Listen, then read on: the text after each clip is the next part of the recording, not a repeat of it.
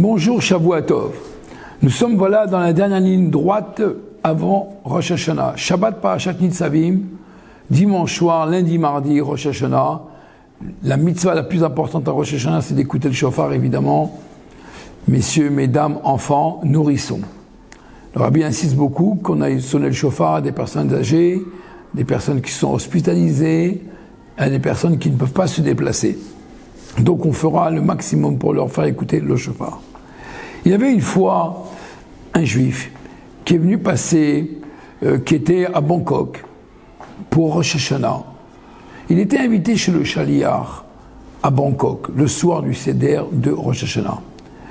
Et évidemment, le Shaliach a parlé de l'importance d'écouter le shofar.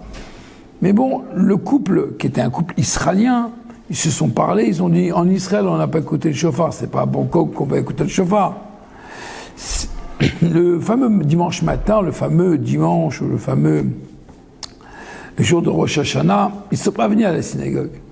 Mais en face de leur hôtel, ils viennent d'entendre un son étrange, et c'était sûrement le Shaliach ou un jeune homme qui est venu sonner le shofar.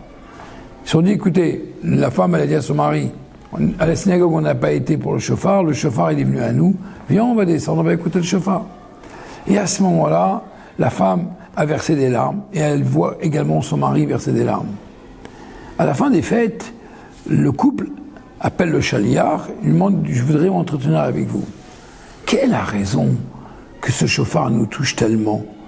Qu'est-ce qui fait que ce shofar, il nous prend tellement? Et qu'il y a eu des larmes qui se sont versées? Eh bien, le Shaliach a commencé à expliquer en réalité. Le shofar, c'est pas un violon exceptionnel, c'est pas un piano à queue, c'est pas des instruments grande classe, prestance, avec tout un décor. Le shofar, corne de bélier, très simple, il n'y a pas de notes musicales différentes. C'est qu'en réalité, le shofar représente le fond, le cri d'un juif. L'âme d'un juif qui est à l'intérieur, qui est interpellée par Akadosh Baruch Hu, mina metza karatika, par l'étroitesse, je t'appelle, et par la largesse, tu me réponds. Anani mamechevka. Akadosh Baruch Hu, en vérité, par le shofar, ce son qui n'est pas spécialement une musique particulière, mais qui est un son qui est de l'intérieur de l'âme.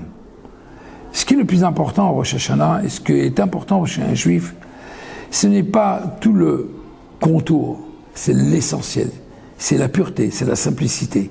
Le shofar nous montre la simplicité.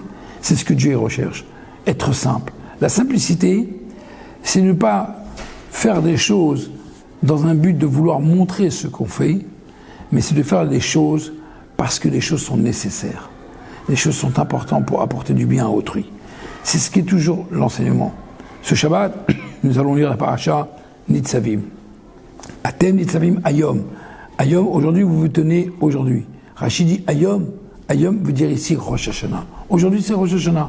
Voilà, on va se tenir à Rosh Hashanah tous devant le Créateur. Nous allons lui demander, lui implorer. On va le couronner. On va redemander une nouvelle fois un contrat avec lui, de manière qu'il gouverne le monde, qu'il éclaire le monde, qu'il dirige toutes ces nations du monde entier pour le bien, le meilleur de cette année, si Dieu veut que chacun soit inscrit et scellé dans le livre de la vie. Donc que Dieu y fasse, que ne pas oublier, chers amis, lundi et mardi, d'aller écouter le shofar. Shabbat Shalom.